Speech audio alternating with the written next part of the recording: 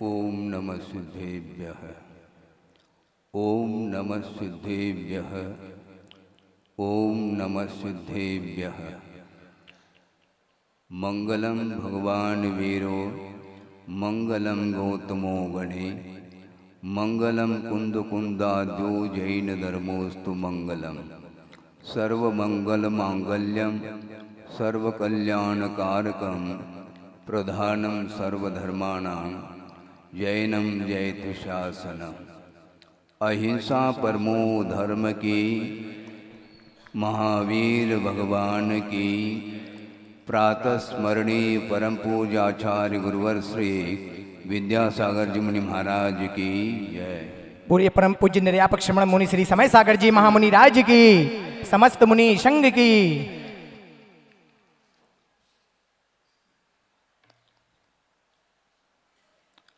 आज का यह पर्व का कौन सा दिन है? 7वां दिन है। उत्तम तप इस विषय में आगम पद्धति से हमें कुछ विचार करना है, क्योंकि आपके पास मन है, विचार विमर्श करने की क्षमता आपके अंदर है, आप समनस्क कहलाते हैं और मन के बिना विचार विमर्श करने की क्षमता जीव के अंदर नहीं आती। और मन के माध्यम से क्या क्या विचार करता है संसारी प्राणी, हित के बारे में भी सोचा जा सकता है उसी मन के माध्यम से, किंतु हित के विषय में न सोच करके अहित के बारे में ही सोचता चला जाता है। ऐसा क्यों होता है?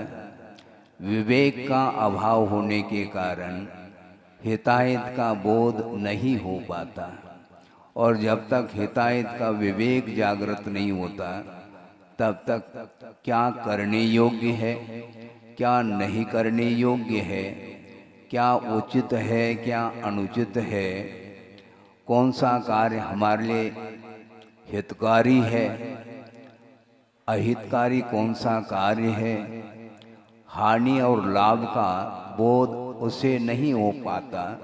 किसके अभाव में? एक विवेक के अभाव में। ज्ञान का अभाव नहीं हो सकता, क्योंकि जीव का लक्षण बताया है उपयोगो लक्षणम, और वह उपयोग ज्ञानात्मक भी है और दर्शनात्मक भी है। एक क्षण के लिए भी उपयोग का अभाव मान लिया जाए तो वह जीवत्व समाप्त हो जाएगा।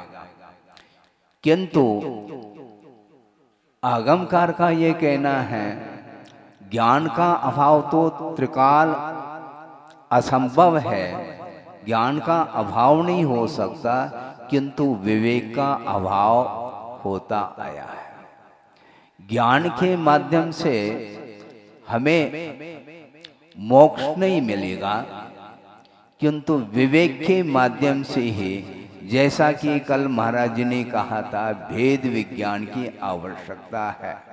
मात्र ज्ञान की आवश्यकता नहीं, किंतु भेद ज्ञान की आवश्यकता का अर्थ अपना और पराया, इसका विवेक होना चाहिए। और विवेक को कौन बताता है? ज्ञान के अभाव में विवेक आता है क्या? यद्यपि ज्ञान के अभाव में विवेक नहीं आ सकता, किंतु मात्र ज्ञान होने मात्र से उसका कल्याण नहीं होगा। और कल आपने एक सूत्र जी का स्वाध्याय करते समय, व्याख्यान सुनते समय एक बात आपके सामने रखी थी सूत्र के माध्यम से कि बाल तप के माध्यम से देवायु का बंध करता है।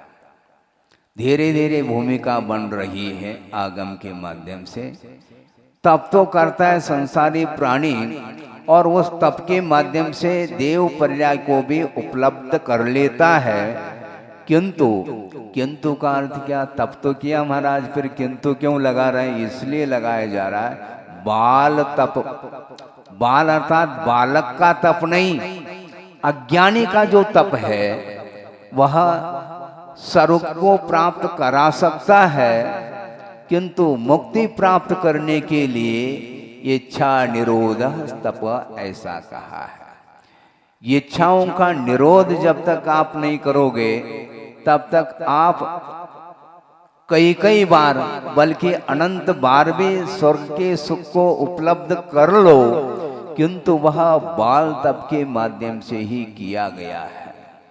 अनेक प्रकार के भेष को अपना करके संसारी प्राणी इस शरीर को सुखाता है, और इरादा क्या है उसकी?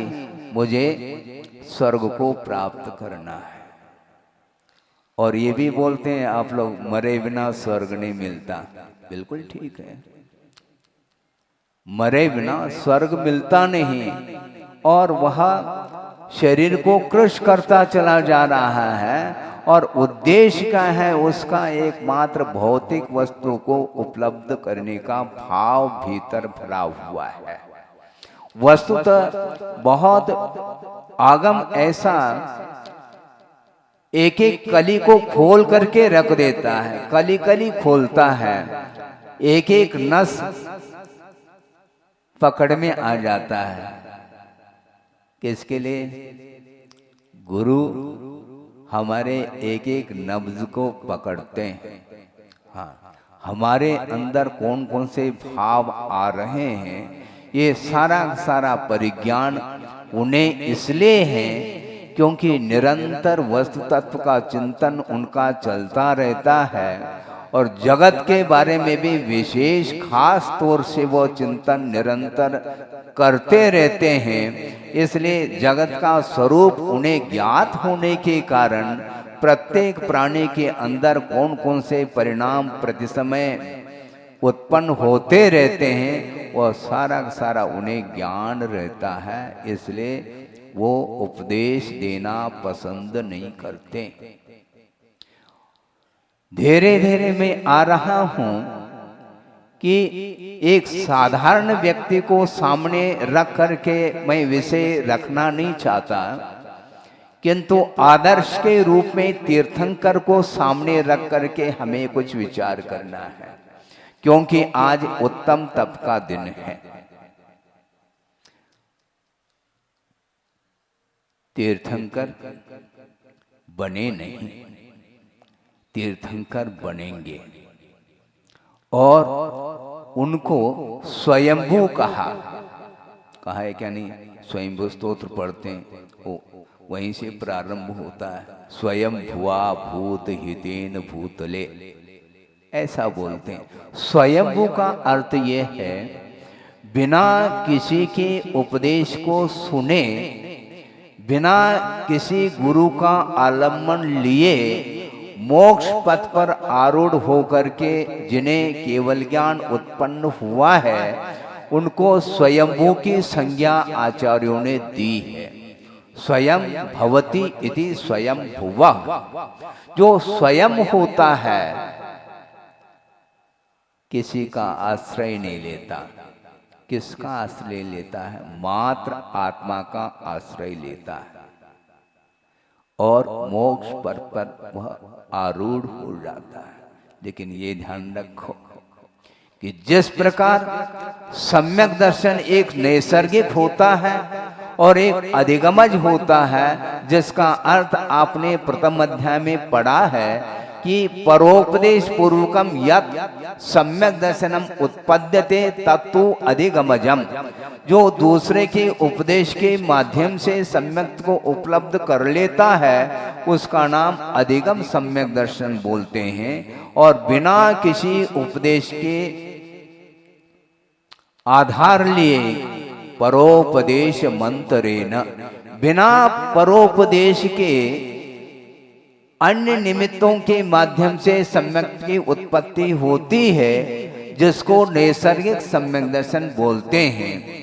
और वस्तुतः देखा जाए ये नैसर्गिक सम्यक दर्शन परंपरा की दृष्टि से वह भी अधिगमज ही है, क्योंकि यह भी अकाट्य सिद्धांत है, कर्म सिद्धांत।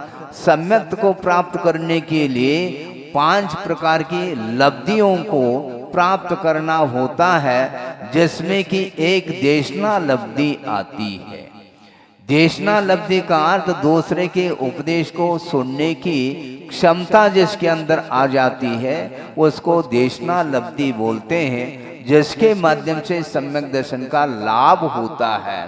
तो ऐसे स्थिति में परंपरा की ओर दृष्टिपात करते हैं तो वस्तुतः निसर्गज सम्यक दर्शन कोई वस्तु ही नहीं सिद्ध होता। वर्तमान भव के अपेक्षा से उसको सम्यक को प्राप्त करने के लिए किसी को उपदेश की आवश्यकता पड़ती है और किसी को नहीं पड़ती है, ये अलग बात है। किंतु परंपरा के दृष्टि से बिना उपदेश का श्रवण किए सम्यक की उपलब्धि नहीं होती। मैं इसलिए इस विषय को भूमिका के रूप में रख रहा हूँ, क्योंकि स्वयंभू जो होते हैं प्रभु तीर्थंकर, वे वर्तमान भव की अपेक्षा से उनको स्वयंभू की संज्ञा दी है, किंतु उनका अतीत जीवन भी तीर्थंकरों के पाद मूल में ही व्यतीत हुआ है। क्योंकि बिना तीर्थंकर का आश्रय आधार लिए अथवा केवली श्रुति केवली का पाद मूल प्राप्त किए उसे तीर्थंकर प्रकृति का बंध संभव नहीं।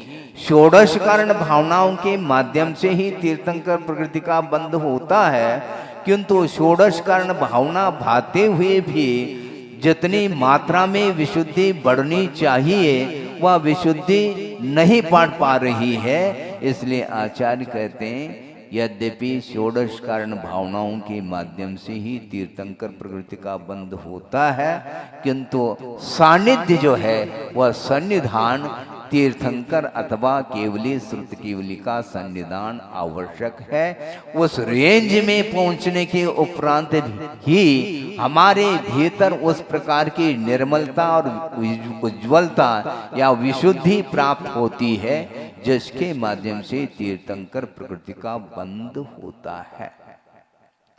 बहुत कठिन काम, ये बहुत इस प्रकार के निर्मल परिणाम जो होंगे वह मात्र प्रवचन करने मात्र से परिणाम नहीं होते, क्योंकि प्रवचन करने मात्र से परिणाम होने लग जाए तो सबसे पहले तो हमें उत्पन्न होना चाहिए, तीर्थंकर प्रकृति का बंध होना चाहिए और वह पद हमें मिल जाना चाहिए।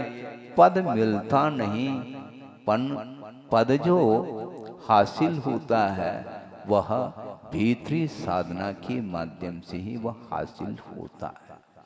भीतरी साधना और बाहरी साधना में जमीन आसमान का अंतर देखने को मिलता है। इसलिए मैं आपके सामने तीर्थंकर को सामने रख करके कुछ चर्चा करने के लिए आपके सामने आया हूं। बड़ा विस्मय होता है, सामान्य व्यक्ति की अलग महिमा है और तीर्थंकरों की अलग महिमा है। और इच्छा निरोध तप ऐसा कहा। अब चलिए, इच्छा क्या वस्तु है, इच्छा किसकी होती है? परमात्मा तत्व को प्राप्त करने की जो इच्छा है वह इच्छा नहीं मानी जाती, बल्कि 4 प्रकार की जो संज्ञाएं हैं, आहार, भय, वासना और परिग्रह रूप संज्ञा, इनको समाप्त करने के लिए इच्छा का निरोध किया जाता है, जिसको उत्तम तप की संज्ञा दी। मात्र हमें तप नहीं करना, क्योंकि तप तपते हुए अनंत काल व्यतीत हुआ है, किंतु वह बाल तप के कोटि में आया है और इसलिए हमें उस प्रकार का तप अंगीकार करना चाहिए जिसके माध्यम से वह तप उत्तम संज्ञा को प्राप्त हो जाए और अंतर्मूर्त में वह सारा सारा मोहनी कर्म दग्ध हो सकता है। शरीर को हमें दग्ध नहीं करना, नो कर्म को दग्ध नहीं करना, किंतु अनादिकालीन जो ज्ञान और अनादि कर्म आत्मा के साथ संबंध को प्राप्त होकर के रह रहे हैं, उनको समाप्त करने के लिए ही तप को अंगीकार किया जाता है। दो प्रकार के परिणाम हुआ करते हैं। एक ग्रहण का भाव, आप सुन रहे हैं, ध्यान से सुनेंगे। एक ग्रहण का भाव और एक प्रतिकार का भाव। ये दोनों भाव धर्म ध्यान के सूचक नहीं है। हाँ, प्रतिकार का भाव और ग्रहण भाव, ये दोनों भाव धर्म ध्यान से परे हैं, अर्थात आर्त ध्यान और रौद्र ध्यान के सूचक हैं। ये ध्यान रखो। इसलिए इच्छा का निरोध करने के लिए यह उत्तम तप आज के दिन आया है और आप लोगों को अच्छे ढंग से इसका पारायण करना है। पारायण करने का अर्थ मात्र इसको परिभाषा तक ही सीमित नहीं रखना, किंतु अपने जीवन में यथाशक्ति इसका आलम्बन लेकर के कर्मों को समाप्त करने के लिए, कर्मों को जलाने के लिए आपको पुरुषार्थ करना है। प्रत्येक व्यक्ति, संसारी प्राणी हर क्षेत्र में पुरुषार्थ रत रहता है, किंतु जब धार्मिक विषय आ जाता है उस समय वह काल अवधि के ऊपर छोड़ देता है। जिस समय जिसका जैसा होना है वैसा होगा महाराज। अच्छा, हमें उपदेश दे रहे हैं क्या आप उपदेश सुनने के लिए बैठे हैं? बोलो, उपदेश सुना करो, उपदेश देवो नहीं। जो भगवान उपदेश दे रहे हैं अथवा गुरु देशना दे रहे हैं आपके लिए, उसको मनोयोग के साथ, समर्पण भाव के साथ, विनय और बहुमान के साथ उसको ग्रहण करने का प्रयास करो। मात्र सुन करके उठना नहीं है। फिर क्या करना है महाराज? ग्रहण करना है। अभी तो आपने कहा था ग्रहण भाव आर्ध्यान का सूचक है। बस हमारे शब्द को हमारे लिए लागू कर रहे हैं आप। हमारे शब्द का अर्थ जो आगम में बात कही गई है उसी को हमारे लिए वापस देना चाह रहे हैं आप। ऐसा नहीं। ग्रहण का अर्थ विषयों का जो ग्रहण है और प्रतिकार का जो भाव है, यानी इष्ट का ग्रहण होता है और अनिष्ट का परिहार अथवा प्रतिकार होता है, जिसका नाम आर्ध्यान की संज्ञा दी है। इष्ट वियोग, अनिष्ट संयोग, पीड़ा चिंतन और निदान, इस प्रकार के चार आर्ध ध्यान के भेद बताए हैं। आचार्य उमा स्वामी महाराज ने 9वें अध्याय में आ रहा है, कल नहीं परसों या 2 दिन बाद आने वाला है। आप सोचिएगा। और ये आर्ध ध्यान रौद्र ध्यान से संसारी प्राणी पीड़ित है, निरंतर वह झुलस रहा है आर्ध ध्यान और रौद्र ध्यान की अग्नि में। जबकि शुक्ल ध्यान के लिए अग्नि आ जाती तो सारे कर्म दग्ध हो सकते हैं, किंतु आर्ध ध्यान और रौद्र ध्यान के कारण वह आत्म तत्व ही दग्ध हो रहा है। सोचो, विचार करो। तप की बात करना अलग है और तप को अंगीकार करने का भाव रखना अलग है, किंतु तप में भी विभाजन किया गया है। एक बाल तप है और एक उत्तम तप है। दोनों में बहुत अंतर है। जो बाल तप अर्थात अज्ञानी का जो तप है वह पतन के लिए कारण है, अधोगति तक पहुंचाने वाला वह कुपथ माना जाता है, कुतप माना जाता है। और कुतप जो होता है वह कुपथ पर आरूढ़ होने से ही होता है।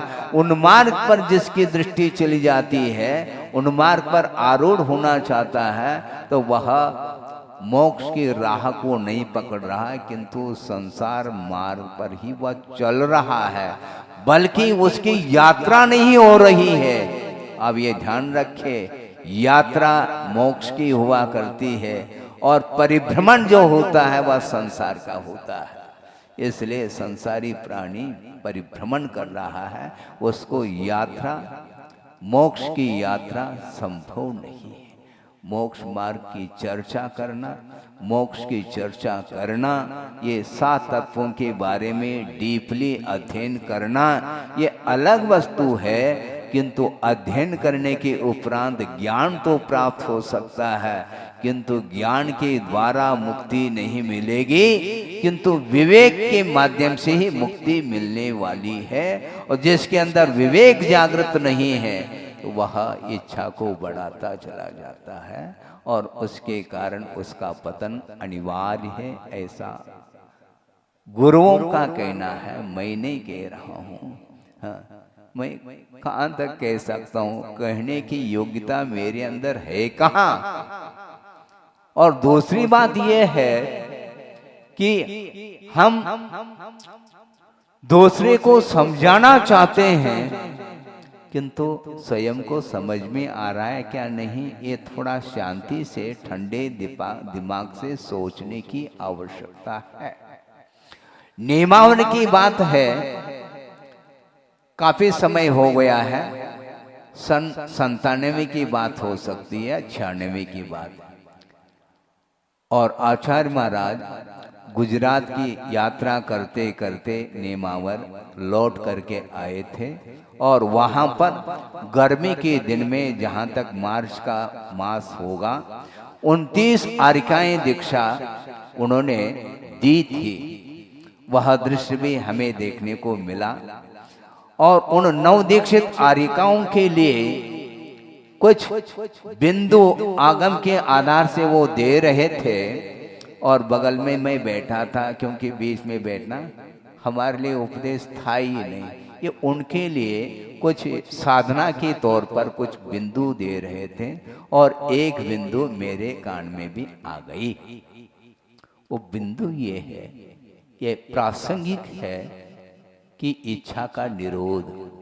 आचार्य महाराज ने कहा था, बहुत सारे पदार्थों को प्राप्त करने की इच्छा रहती है, ये तो होती है, किंतु एक बोलने की भी आकुलता होती है, यह भी बिना इच्छा के संभव नहीं। मैं जो आपके बीच में तत्व चर्चा करने के लिए बैठा हूं, इसमें भी मेरी इच्छा ही तो है। बिना इच्छा के तत्व चर्चा भी संभव नहीं है, किंतु तत्व को प्राप्त करने की अपेक्षा से अथवा तत्व तक सबकी दृष्टि चली जाए, इस उद्देश्य को लेकर के दूसरे के बीच में बैठ करके थोड़ी सी चर्चा करना, ये अलग वस्तु, किंतु बिना आकुलता हम बोल ही नहीं सकते। बोलने की आकुलता, महाराज इसमें कौन सी आकुलता है, बहुत कठिन है। एक छात्र है मान लो, और मेहनत करके उसने एग्जाम दिया और रिजल्ट देखने के लिए गया है, बल्कि रिजल्ट देखने के पहले ही उसे ये भान था, उसे ये महसूस हो रहा था कि मुझे पर्याप्त मात्रा में अंक मिलेंगे। एक संभावना के तौर पर उसके भीतर भाव आ रहे हैं, किंतु रिजल्ट देखने का भाव क्यों हो रहा है, ये इच्छा क्यों है? ये अकुलता नहीं है क्या? अकुलता तो रहेगी महाराज, हाँ ठीक है, बहुत अच्छा है। जा करके देख लिया उसने और 99 नंबर उसे मिले हैं उस रिजल्ट में, और उसको शांति के साथ आ जाना चाहिए। जब मेरिट में आ चुका है, अब मेरिट में आने के उपरांत जो आनंद का अनुभव उसे हो रहा है, उसमें उसको संतुष्टि नहीं, किंतु मैं सबको ज्ञात कराऊं, इस प्रकार का उसके अंदर जो भाव है, वो भाव क्या है? ये भाव क्या आवश्यकता है जब पेपर न्यूज ही है? और हाईलाइट क्यों करना चाहते हो? अपनी मित्र मंडली को बुलाता है और वहां अपनी जो बात है, भीतर की भाव है, उसको उसके सामने रख रहा है। रखें, इसका निषेध नहीं कर रहा हूं, किंतु बात ये कहना चाहता हूं कि ये बिना आकुलता के संभव नहीं है। आनंद का जो आनंद अनुभव होता है वह शांत अकेले बैठ करके आनंद का अनुभव किया जा सकता है। इसमें भी प्रदर्शन का भाव क्यों लाते हो? पास हो गए, ठीक है, अध्ययन किया था और उसका परिणाम अच्छा निकला, ठीक है, कम से कम प्रोग्रेस तो है। इसलिए इसमें आत्मसंतुष्टि मिलती है और उसके माध्यम से वह प्रसन्नता का अनुभव करता है, करना चाहिए। किंतु पूरे ऑल ओवर इंडिया, पूरे भारत में इसको मैं प्रसारित करूं, इस प्रकार का जो भाव है वह भाव मोक्ष मार्ग की अपेक्षा से कह रहा हूं, सांसारिक मार्ग की अपेक्षा से मैं कहना नहीं चाहता, क्योंकि बच्चे हैं, इसमें आनंद आता है, लेना चाहिए उनको। किंतु परमार्थ की चर्चा जहां पर की जा रही है वहां पर आचार्यों का एक कहना है, आप निरपेक्ष भाव के साथ केवल कर्म क्षय के उद्देश्य को लेकर के बिना स्वार्थ के तुम साधना करते हो तो निश्चित रूप से उस साधना में तुम्हें यश मिलेगा और सफलता मिलेगी। विश्वास होना चाहिए, किंतु ग्रहण का भाव और प्रतिकार का भाव संसारी प्राणी करता है, जिसके कारण वह सम्यक तप से वंचित रह जाता है। ये आर्ध्यान ठीक नहीं। ग्रहण भाव भी आर्ध्यान। किसका ग्रहण? परमात्मा तत्व का ग्रहण है। उसका ग्रहण क्या होता है? वह अपने आप में पृथक थोड़ी है हमसे, किंतु पर वस्तु को ग्रहण करने का जो भाव आता है वह आर्ध्यान को सूचित कर रहा है। और प्रतिकार का जो भाव है, किसका प्रतिकार होता है? इष्ट का नहीं, अनिष्ट का प्रतिकार होता है। रोग का प्रतिकार, क्षुधा का प्रतिकार, तृषा का प्रतिकार, शीत उष्ण इसका प्रतिकार, 22 प्रकार के परिचय हैं, उनके ऊपर विजय प्राप्त करने का जो भाव है वह प्रतिकार का भाव नहीं, बल्कि प्रतिकार का पूर्णतः अभाव हो चुका है। यह शरीर पृथक है, मैं पृथक हूं, इस प्रकार भेद विज्ञान उसे हो चुका है।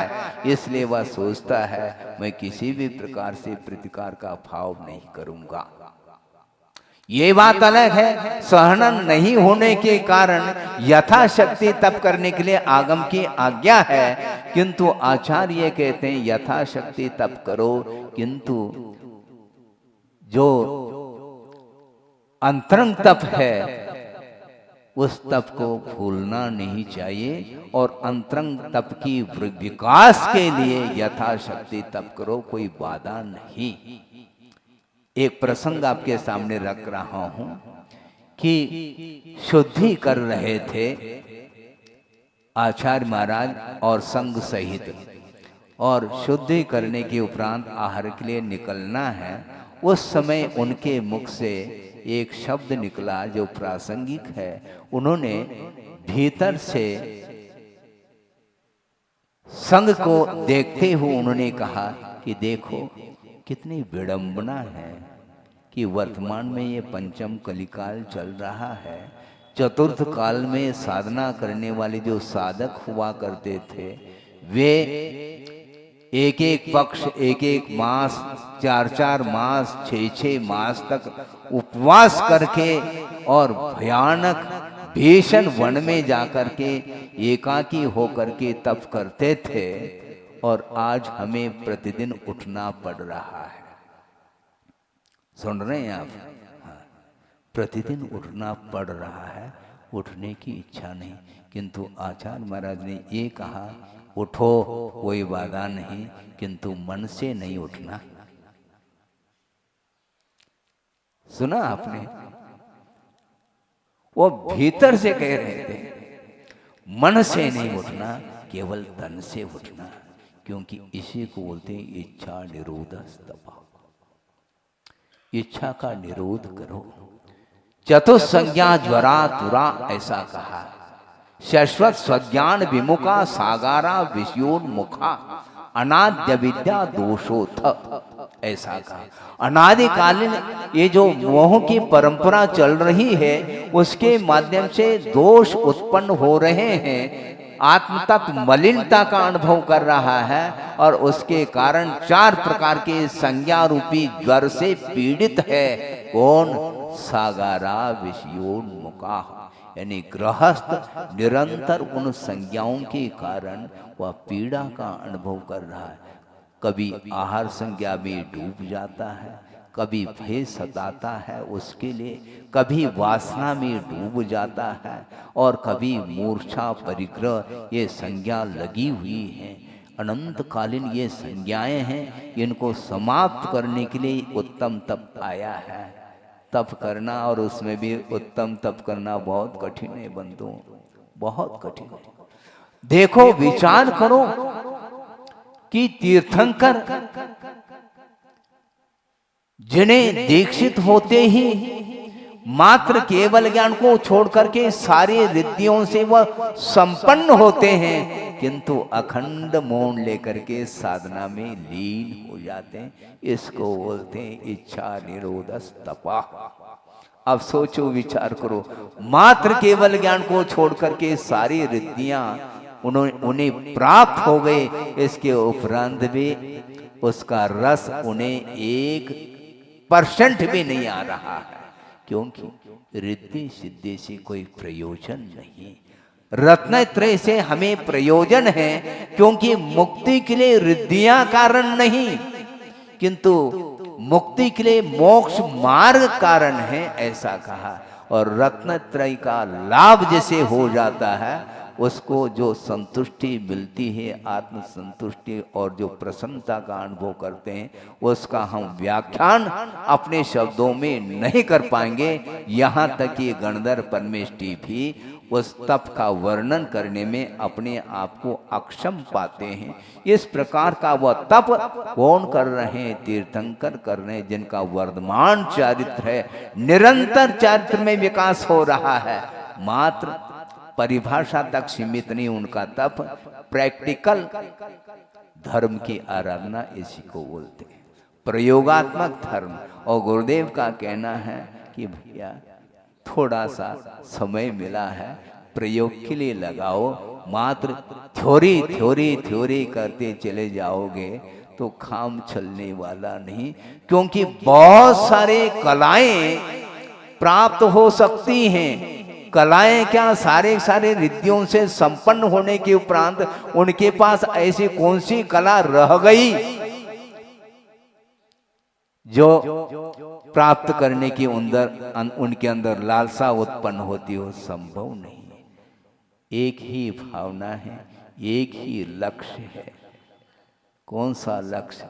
एकमात्र मोक्ष को प्राप्त करना, मुक्त होना ही एकमात्र उनका लक्ष्य है, ध्रुव लक्ष्य है। वहां तक पहुंचने के लिए निरंतर वो कटिबद्ध है और मौन हो करके वो साधना करते हैं। और वो ये कहते हैं तुम्हारी क्षमता नहीं है, कोई बाधा नहीं, क्योंकि बिना बोले रहना खेल नहीं बंधुओं।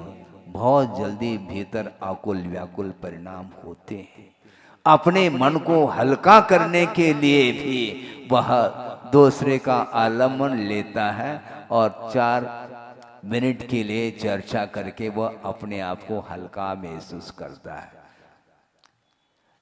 एकाकी होकर के तप करना उसके वर्ष की बात नहीं, सबसे कठिन तप माना जाता है। एको हम निर्ममः शुद्धो ज्ञानी योगींद्र गोचर बाह्या संयोग जा भावा मत्तः सर्वेप्य सर्वथा। ये सारे जितने भी संयोगज भाव हैं वे मुझसे पृथक है, भिन्न है। मैं एकमात्र शाश्वत आत्म तत्व हूं। निर्मम भाव से युक्त हूँ, मैं शुद्ध तत्व हूँ, इस प्रकार चिंतन करने वाला व्यक्ति ही आत्म तत्व में वह डुबकी लगा सकता है। आत्मा का दर्शन, आत्मा का अवलोकन उसे हो सकता है। जो पर पदार्थ के अवलोकन में लगा हुआ है उसके लिए आत्मा का अवलोकन बहुत दुर्लभ वस्तु है वो। तो मैं ये कह रहा था कि इतना वैभव मिल गया है तीर्थंकर को, फिर भी उस ओर उनकी दृष्टि नहीं। इसको बोलते हैं तप। लेकिन ये ध्यान रखो, तप करने के लिए उपयुक्त वातावरण को चुनना भी आवश्यक है।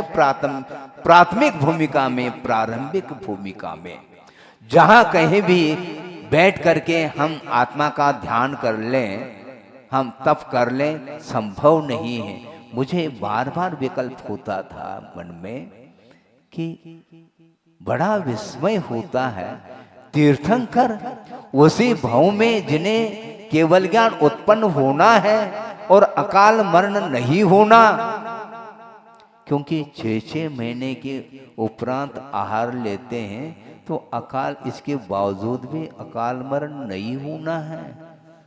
और ऐसी स्थिति में भयानक जंगल में रहने का भाव क्यों किया?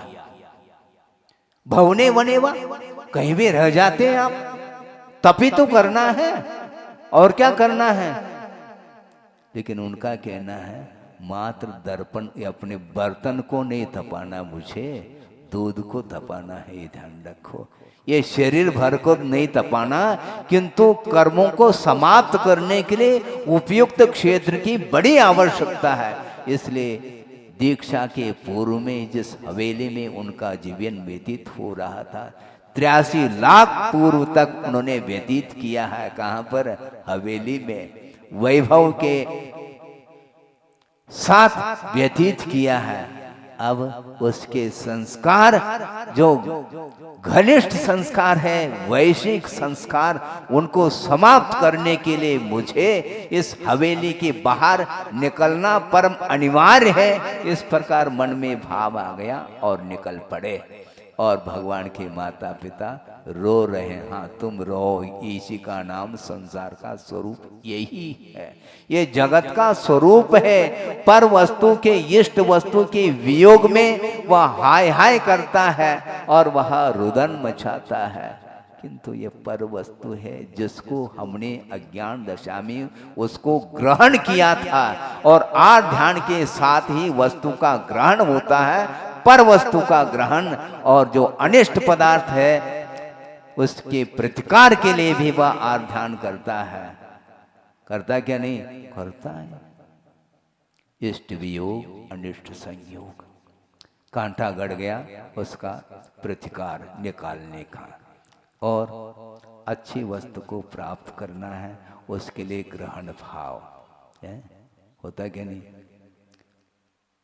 नहीं होता, कदम कदम पर होता ही रहता है। इष्ट वियोग, अनिष्ट संयोग, तो क्षुधा लगती है। और क्षुधा का जो प्रतिकार का भाव है, यह भी आगम ग्रंथों में लिखा है, यह आर ध्यान का प्रतीक है। प्रतीक नहीं, यह आर ध्यान ही है, यह धर्म ध्यान का सूचक नहीं।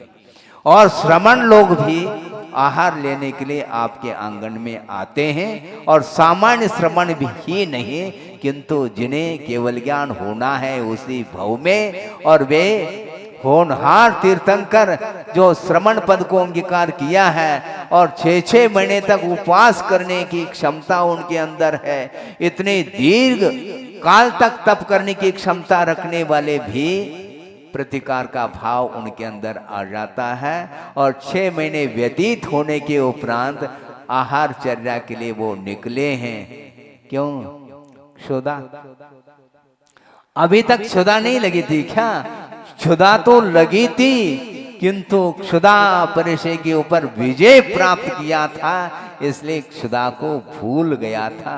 किंतु अब पुनः भाव मन में आ रहा है, कुछ लेकर के आए हैं।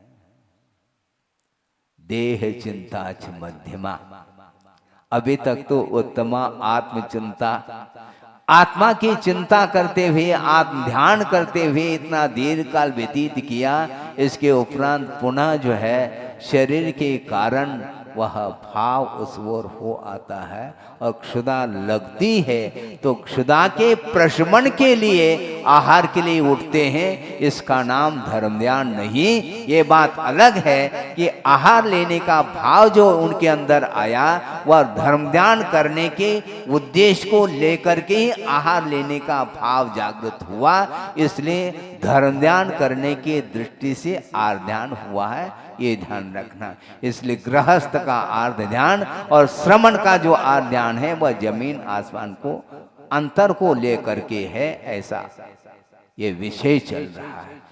गृहस्थ भी भोजन करता है और श्रमण भी भोजन करते हैं। भोजन करने की क्रिया तो इक्वल है, बल्कि श्रमण लोग दोनों हाथों से ले रहे हैं, आप तो एक हाथ से लेते हो। महाराज आप क्या कह रहे हैं? बिल्कुल ठीक है, क्योंकि एक हाथ से तो हम लेते नहीं, दोनों हाथों से कर पात्र में और दिया हुआ आहार ले रहे हैं, ये ध्यान रखो। कोई भी भीतर संकेत नहीं, मन के अनुरूप मुझे आहार मिल जाए, ये भाव तक नहीं, संकेत तो बहुत दूर की बात है।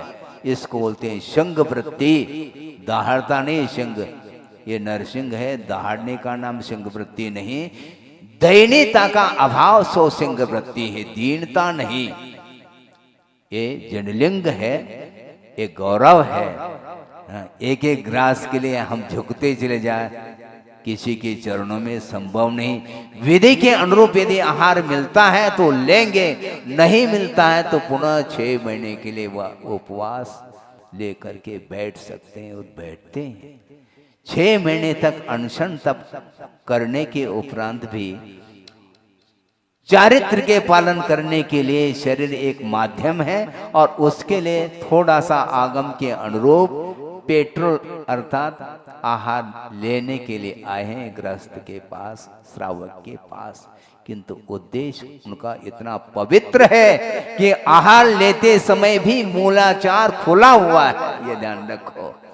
हाँ, यहां तक आचार्यों ने कहा है कि एक क्षुल्लक अथवा एलक महाराज हैं, मान लो हो सकता है 8-10 दिन के लिए उपवास लेकर के बैठे हैं और निरंतर वो ध्यान में लीन हैं, इसके उपरांत भी उससे भी असंख्यात गुणी निर्जरा एक श्रमण कर पात्र में आहार लेते समय असंख्यात गुणी निर्जरा क्षुल्लक अथवा एलक की अपेक्षा से करते हैं। ये आगम का उल्लेख है, इससे स्पष्ट है कि आहार लेने का अर्थ मात्र आहार संज्ञा ही नहीं, किंतु आगम के अनुरूप हमें लेना है, लेना पड़ रहा है। जैसा गुरुदेव ने कहा, मन से नहीं लेना, आगम के अनुरूप थोड़ा लेकर के आ जाओ और प्रतिकरण प्रायश्चित करके पुनः सामायिक आदि क्रियाओं को संपन्न करो, जिसके माध्यम से असंख्यात गुणी निर्जरा पुनः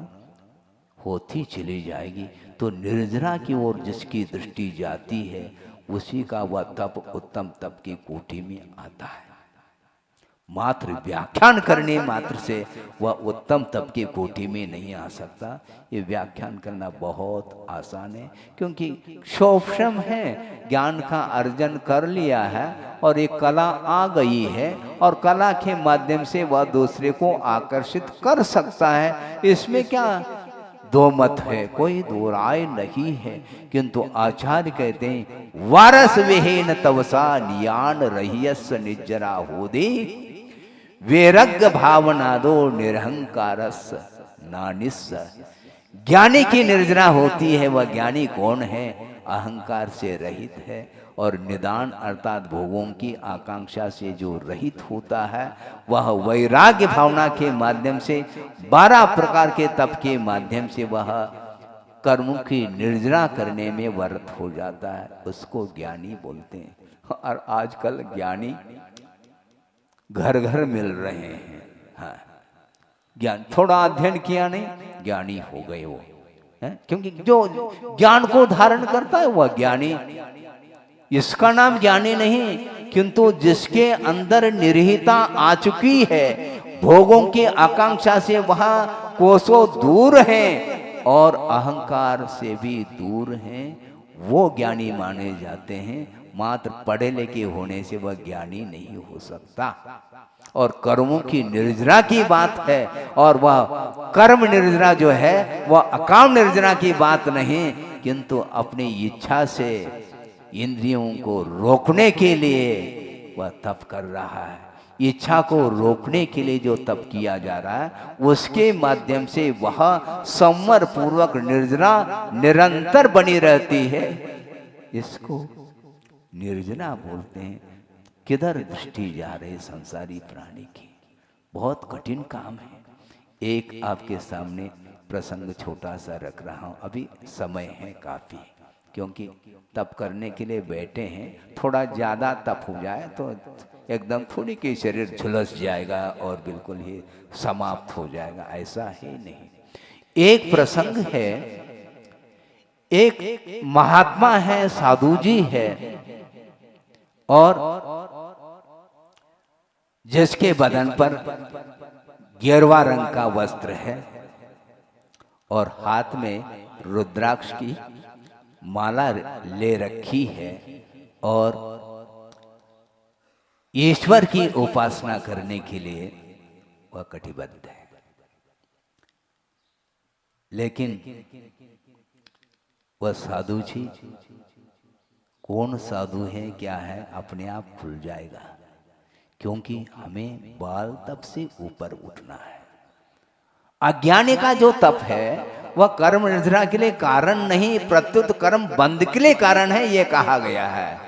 इसलिए साधु जी तप कर रहे हैं, रुद्राक्ष की माला हाथ में है, जाप कर रहे हैं, ईश्वर का जाप चल रहा है, ईश्वर की प्रार्थना भीतर से चल रही है, और साधना की दृष्टि से वह कर रहा है। लेकिन वो कौन सी साधना है, सामने उजागर हो जाएगा वह विषय। और निरंतर साधना करते करते काफी समय व्यतीत हुआ, और एक दिन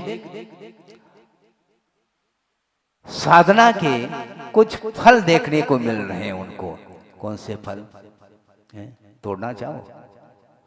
साधना के फल है।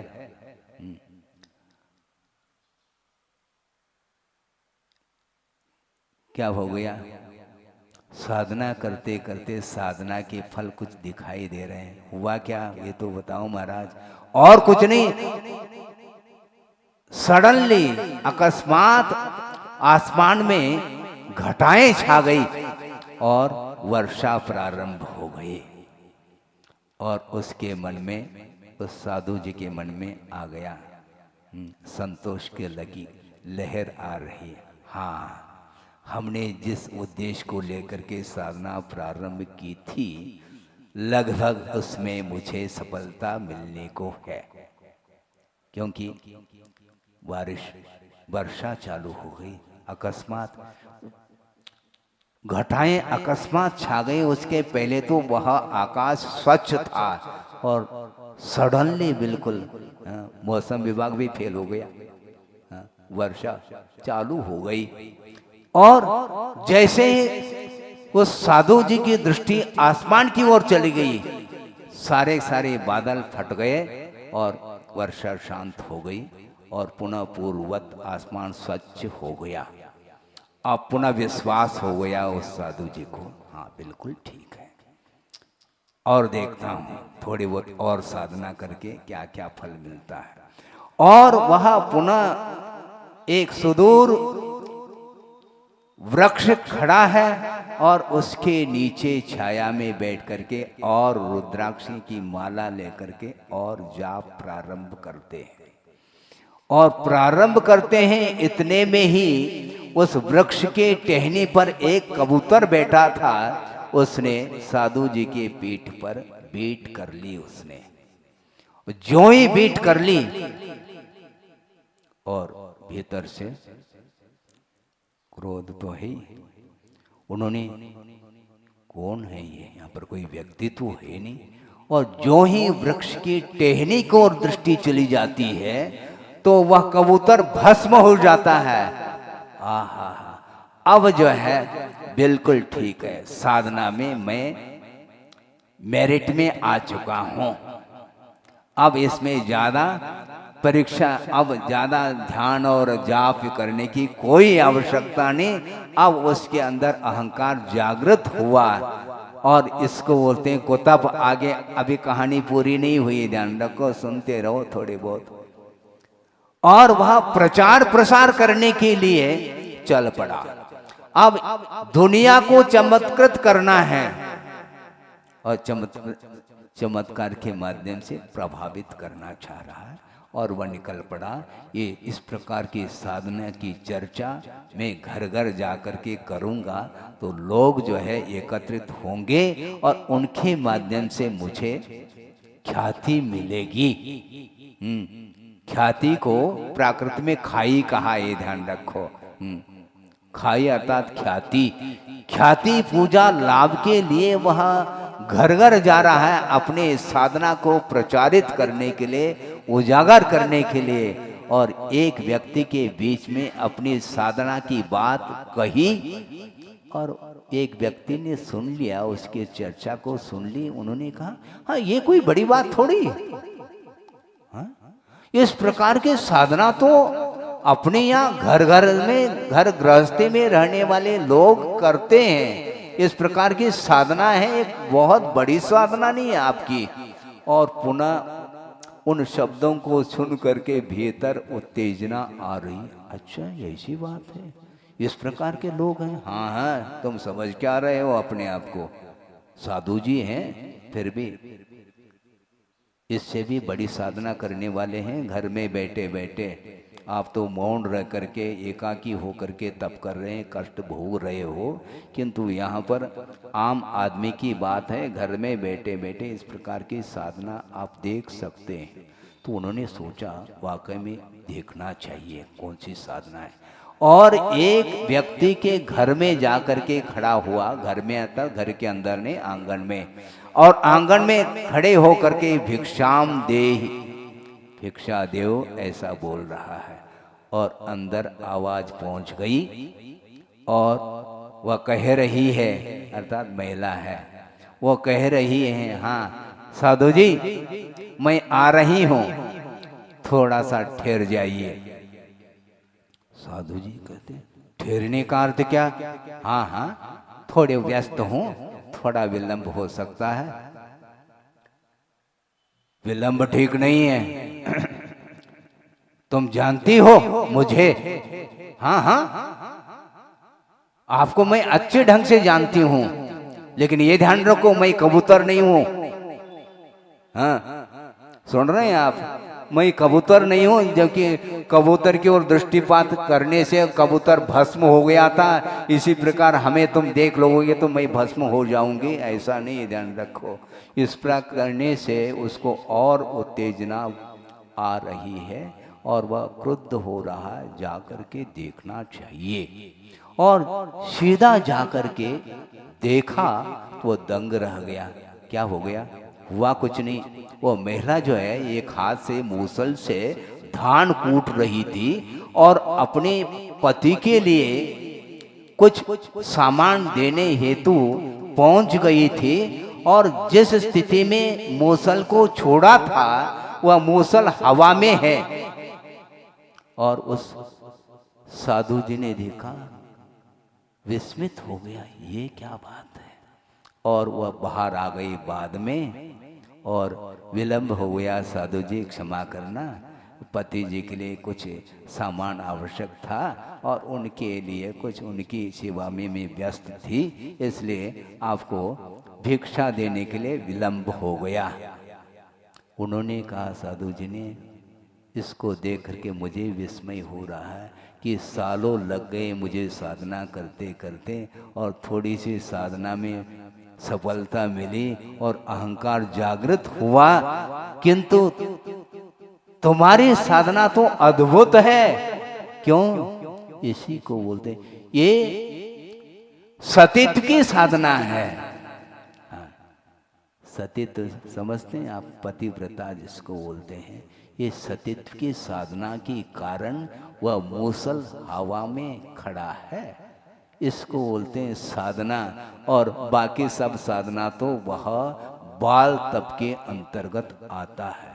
वस्तुतः भीतर संसारी प्राणी की जो विचार चलते रहते हैं वो भौतिक वस्तु को प्राप्त करने की दृष्टि से और लोगों को चमत्कृत करने की दृष्टि से वह साधना कर लेता है और शरीर को सुखाता है, किंतु कर्म नहीं सूख पाते, वह शरीर ही कृश होता चला जाता है। इसलिए मैं शुरुआत में ही कहा था ये ग्रहण भाव ठीक नहीं और प्रतिकार का भाव भी ठीक नहीं, ये आर ध्यान के और रौद्र ध्यान के ये चिन्ह हैं, ऐसा कहा। किंतु धर्म ध्यान करने वाले जो साधु होते हैं, श्रमण होते हैं, उनका भाव कितना पवित्र होता होगा। वो आहार लेते समय भी असंख्यात गुणी निर्जरा कर रहे हैं, इसको बोलते हैं वस्तुतः अनेशन। अनशन अलग है और अनेशन अर्थात येशन बोलते हैं इच्छा को, और इच्छा को रोकने का नाम ही अनेशन है, जिसको इच्छा निरोध तप ऐसा कहा। तो इसलिए गुरुदेव का बार बार कहना है कि अनंत काल से इस प्रकार संसारी प्राणी तप आदि कर रहा है, किंतु इसके माध्यम से वह लक्ष्य तक पहुंच नहीं पा रहा है। इसलिए लक्ष्य तक पहुंच नहीं पा रहा है, उसका उद्देश्य मोक्ष प्राप्त करने का नहीं, किंतु दूसरे को चमत्कृत करने के लिए इस प्रकार का वह भेष अंगीकार कर लेता है। इसलिए इसके माध्यम से कर्म का बंध निरंतर होता रहता है, क्योंकि अहंकार के द्वारा और लोकेशना के द्वारा पंचेंद्र के विषयों की लालसा के कारण जो कुछ भी तप करता है वह अज्ञानी का तप माना जाता है, ज्ञानी का तप नहीं है वो। क्योंकि निरहंकारस नानिस नियान रहेस निजरा होदी, ऐसा कहा। निदान अर्थात भोगों के आकांक्षा से रहित होकर के, अहंकार भाव से रहित होकर के, वैराग्य भावना के साथ वह 12 प्रकार के तप के भीतर हो सकता है। यथायोग भी तप कर ले तो भी वह असंख्यात गुणी निर्जरा निरंतर करता रहता है। इसलिए जिस तप के माध्यम से असंख्यात गुणी निर्जरा होती है वही उत्तम तप के कोटि में आता है, अन्यथा वह बाल तप के कोटि में आता है, इसमें कोई शक नहीं है। अहंकार क्यों करते हो? अहंकार के कारण वह अपने गुरु को भी भूल सकता है, ये ध्यान रखो। प्रभु को भी भूल सकता है और गुरु को भी भूल सकता है, और उसके अंदर कृतज्ञता के भाव तक आ सकते हैं, यहां तक कहा है आगम में। हाँ, एक छोटा सा प्रसंग है, 2 मिनट में उसको रख रहा हूं कि देखो, एक हाथी है, विशाल का हाथी, और वह मस्त चाल से चल रहा है, और उसके ऊपर एक मक्खी बैठ गई। किस पर? उस हाथी के पीठ पर वह मक्खी बैठी है और वह सोच रही है। महाराज, मक्खी भी सोचती है क्या? प्रतीक है, ध्यान रखो, रूपक बनाया है बनाने वालों ने। वस्तुतः मक्खी तो चौरेंद्रीय है, उसके पास न कान है न माइंड है, कुछ नहीं। फिर भी वह छोटी सी मक्खी विशाल का हाथी के पीठ पर बैठ करके वह विचार कर रही है। क्या विचार कर रही है? क्योंकि हाथी जो है मस्त चाल से चल रहा है और मार्ग से, सड़क से वह गुजर रहा है, और गुजरते गुजरते एक पुल पार कर रहा है। कौन? वह हाथी। और उस विशाल का हाथी के माध्यम से पुल में वाइब्रेशन आने लगा, पुल हिलने लगा। तो मक्खी सोचती है, हाँ, अपने शरीर को गौर से देख रही है। हाँ, आजकल तो मैं प्रतिदिन मिठाई के दुकान में जाती हूँ और वहाँ पर अच्छा माल मुझे मिलता है, और अच्छे तबीयत से खा करके इतना पुष्ट हो चुकी हूँ कि पुल तक हिलने लगा। जबकि वह पुल हाथी के द्वारा हिल रहा है, किंतु वह उसकी मानसिकता क्या है, उसके विचार क्या चल रहे हैं, सोचो तो सही। वह सोच रही है मेरे द्वारा ही पुल में वाइब्रेशन आ रहा है, वह हाथी के लिए कह रही है ठहरो थोड़ा सा, मैं उतर जाऊं नहीं तो पुल न गिर जाए। अरे तुम्हारे द्वारा पुल हिल रहा है, क्या हाथी के द्वारा हिल रहा है? इसी प्रकार यहाँ पर संसारी प्राणी की दशा बता रहा हूं कि जिस गुरु से दीक्षित होता है, किंतु उस गुरु को भी वह भूल सकता है अहंकार के कारण। इसको बोलते हैं कृतज्ञता।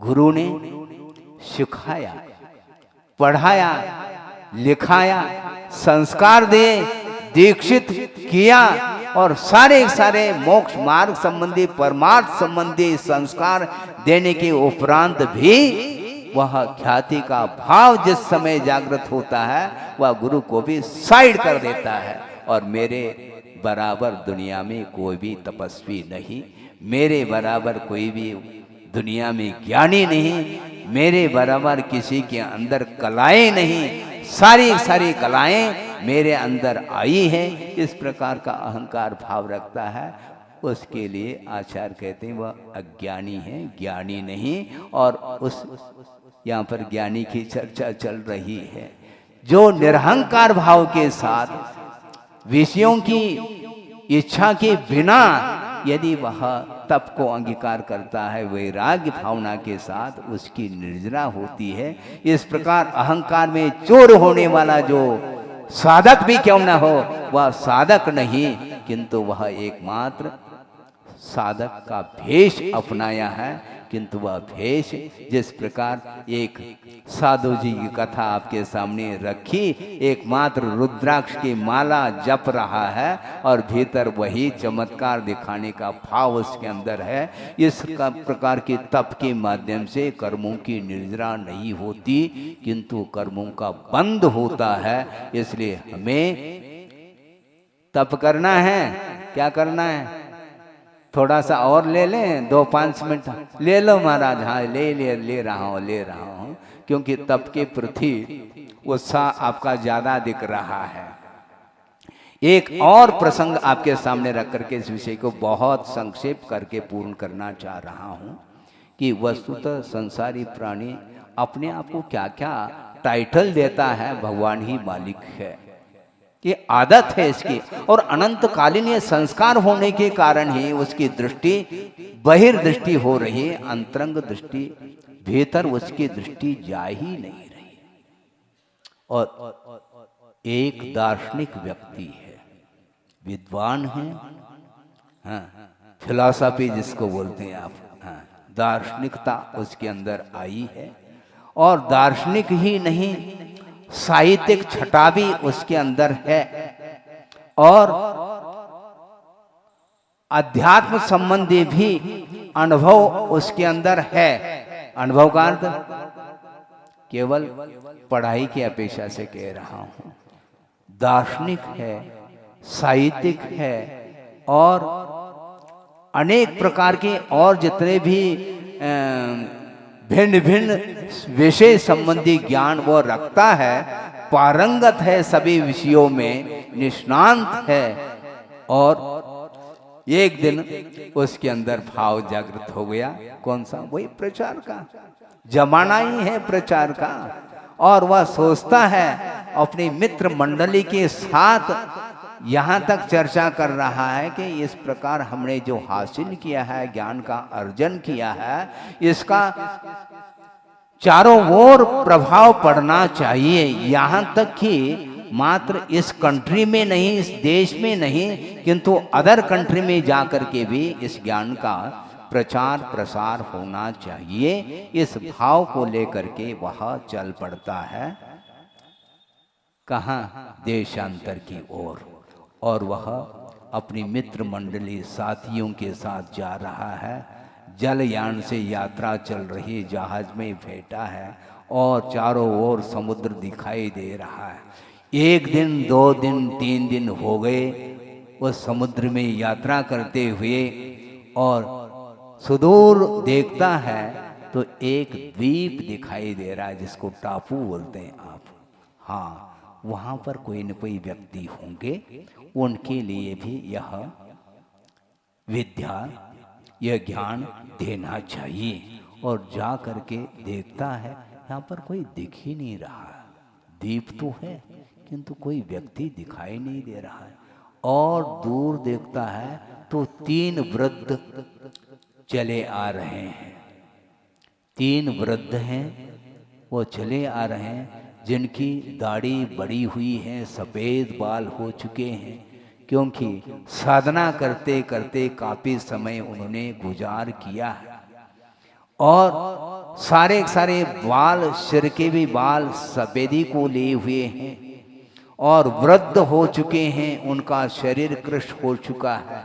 और 3 व्यक्ति दिखाई देते हैं उस दार्शनिक व्यक्ति के लिए। और जहाज से उतर जाता है और जा कर के पूछता है, क्यों, और भी कोई यहाँ पर रहते हैं? नहीं, यहाँ पर कोई नहीं रहता सिवाय हमारे 3 के, और हम काफ़ी समय हो चुके हैं, यहीं पर हमारा रहना होता है।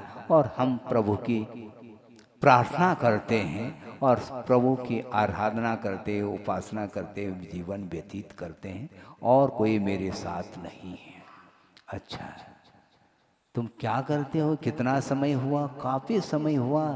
हम थे जवान, जवानी ने किशोर अवस्था में आए थे, और जवानी भी यहीं पर व्यतीत की, और प्रौढ़ अवस्था भी व्यतीत हुई, और अभी वृद्धावस्था आई है। निरंतर प्रभु की प्रार्थना के अलावा हमारा और कोई भी कार्य नहीं है। यहाँ पर वृक्ष के फल मिलते हैं तो खा लेते हैं, और पानी मिलता है तो वो पी लेते हैं, और कोई भूला भटका व्यक्ति आ जाता है तो उसके लिए भी फल देते हैं और जल पिलाते हैं। इतना ही हमारा परोपकार की दृष्टि से कार्य होता है, और शेष समय सारा का सारा प्रभु की प्रार्थना में ही हमारा समय व्यतीत हो जाता है। तो वह दार्शनिक व्यक्ति पूछता है, अरे तुम्हें कुछ आता क्या? नहीं, भगवान की भक्ति तो करते हैं हम। क्या करते हैं बताओ? हम कुछ नहीं करते हैं, हम तीनों खड़े हो जाते हैं और ऊपर हमारी दृष्टि रहती है भगवान की ओर। हे भगवान, हम 3 हैं, हमारी रक्षा करो। बस यही प्रार्थना करते रहते हैं। इतना ही? हाँ, इतने। हमारे पास ज्ञान ही कहाँ है, हम अनपढ़ हैं। आप तो विद्वान हैं, वित्तवान हैं, यानी ज्ञानवान हैं आप। हम तो अनपढ़ रहे, इतना ही करते हैं, किंतु आस्था के साथ करते हैं, इसलिए हमारा मन प्रभु में लगा रहता है निरंतर। बैठ जाओ, तुमने पूरे जीवन को समाप्त कर दिया। अब सुनो, तुम्हारे लिए अब प्रार्थना सिखाता हूँ, भगवान की कैसी प्रार्थना की जाती है, कैसा प्रभु की स्तुति की जाती है, प्रभु की कैसी वंदना की जाती है, गुणानुवाद कैसा किया जाता है, मैं सिखाता हूँ, सीख लो। और एक दिन सिखाने में लग गया, सिखाया उन्होंने। अपने बाइबल में से कोई भी मान लो प्रार्थना उसको जो आती थी उसको सिखा दिया।